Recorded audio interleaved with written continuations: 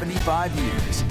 Welcome to ABC4 News at 10. I'm Glenn Mills. And I'm Emily Flores. We thank you for joining us here tonight. We do begin with an ABC4 News exclusive, $59 million in damages.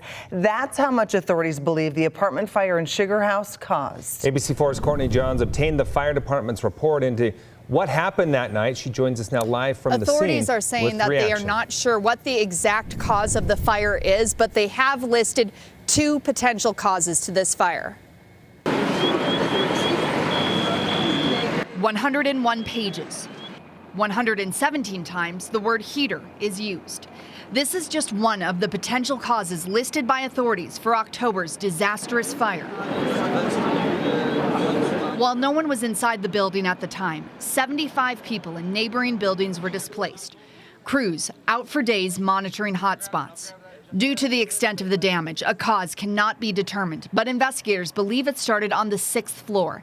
Adding gas supply lines likely contributed to its spread, making it difficult to put out. Investigators report several workers complained about the heaters making the building too hot, adding the heaters were installed the week before, and someone found the heaters turned up as high as 100 degrees on 2 different occasions, including the day the fire happened. Investigators say the electrical system could have also played a role, but cannot be examined due to safety concerns, and the supply cables are buried. Slated to open in March of this year, 104 days later, and $57 million in damages to this building alone. Construction crews are starting over. Authorities say ruling a fire undetermined as the cause is more common than you may think, and that their #1 priority in investigating fires like this is determining if arson was a factor, which they say, given the information they have collected, they do not believe caused this fire. Reporting live in Salt Lake City, Courtney Johns, ABC4 News. Thank you, Courtney. Tonight we're hearing from the family of a woman who was hit by a snowmobile in Cache County over the weekend. We have video taken, you see it right here, from right before the crash. Yeah, Samantha Bergman's fiance telling us the family was having a nice day in the mountains near Peter Sinks. When they were getting ready to head home, they saw a great tubing hill near the parking lot and decided to have some fun. Well, Bergman was coming down the hill with a group of people when a snowmobile headed up the hill hit the group. Her fiance, Michael Tietz, tells us there were clearly marked areas for snowmobiles and that it was not where it should have been. They should know what to look for and stay inside of their lanes and their boundary. I mean, the hill's not designated hill for tubing, but when you see a whole bunch of people on a hill tubing, you don't go driving a piece of machinery right into the bottom of it at all. Yeah, luckily off-duty medics were there to help her while they waited for search and rescue. She was flown to the hospital. Tietz telling us her back is broken in 3 spots. She has torn ligaments in her neck. Both her wrists are broken, and she lost some teeth. Now, we spoke with the Cache County Sheriff's Office, who says it's important to be aware. This was a bad accident. It really does come down to look at what's going on around you. You be aware, you pay attention, and most of the time things will turn out just fine. Now, Bergman is expected to make a full recovery.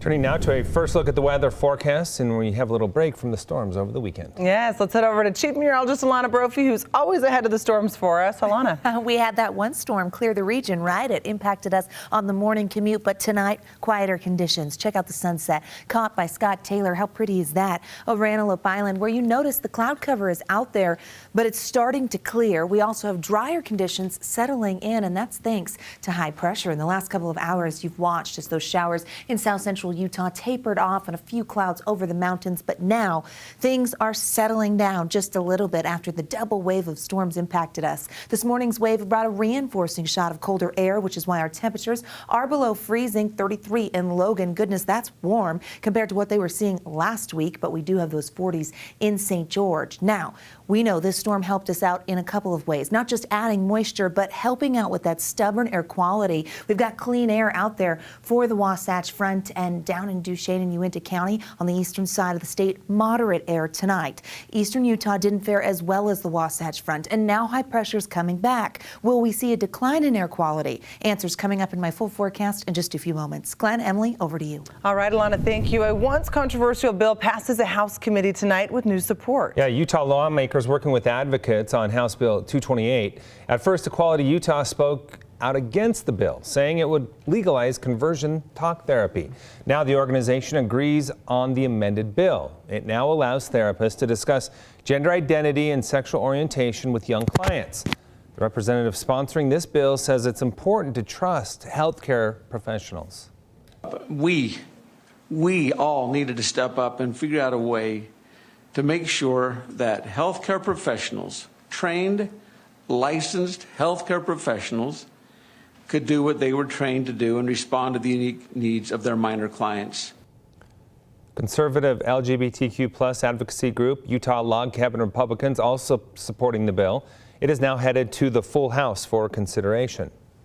Quality Utah releasing a statement about the bill passing that House committee. This is what they're saying tonight.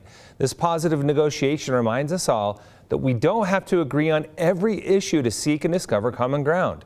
There is still a lot of work required to get this bill across the finish line, but we are determined to continue to protect minors from this discredited and dangerous practice. A Utah State University basketball game is gaining some national attention. A group of students were heard chanting Russia at the Aggies guard Max Shulga as he shot free throws on Saturday's game against Colorado State. Well, Shulga is from Kiev, Ukraine. His family still lives there as Russia's war rages on. Colorado State apologizing on behalf of what they say was a small section of students. Meantime, Shulga released a statement through USU men's basketball. The student athlete saying he accepts their apology, adding, "This has been an extremely difficult and challenging year with my family and loved ones living so far away and in constant danger. I pray daily for the conflict to come to a close." The Aggies beat CSU 88-79. All eyes now turning towards the Middle East after a 7.8 magnitude earthquake shaking southeastern Turkey and northwestern Syria. Thousands left dead and others injured. Now, according to seismologists at the University of Utah, the area where the earthquake happened is a plate boundary made up of 3 separate plates. The movement of these plates is what caused the earthquakes. Now, the plates moved in a horizontal direction, which scientists call a strike slip. It was a strike slip mechanism. So what that means is that the 2 sides of the fault slip past each other. Emergency management reporting more than 2,300 deaths across 10 Turkish provinces. The Syrian Health Ministry has reported at least 1,400 people have died, spanning across 3 cities there. And coming up, skiing and snowboarding haven't always been Utah's most popular winter activities. We look back at what the craze used to be and worth watching. Plus, there's that live look at Cedar City. They picked up fresh snow from the system that's now exiting the region. Temperatures in the 20s in Iron County. We're going to look at our next shot of wet weather and what to expect with air quality in Utah's most accurate forecast.